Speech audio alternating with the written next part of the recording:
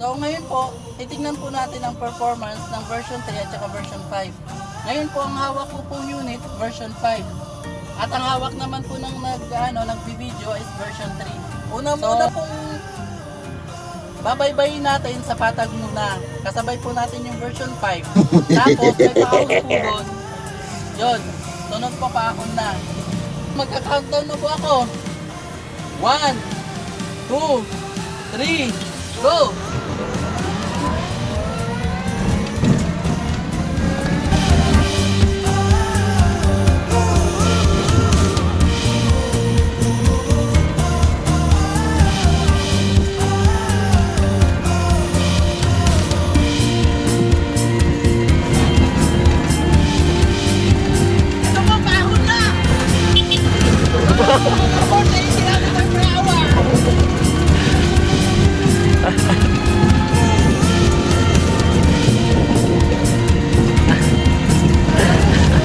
Aras lang po yung bilis.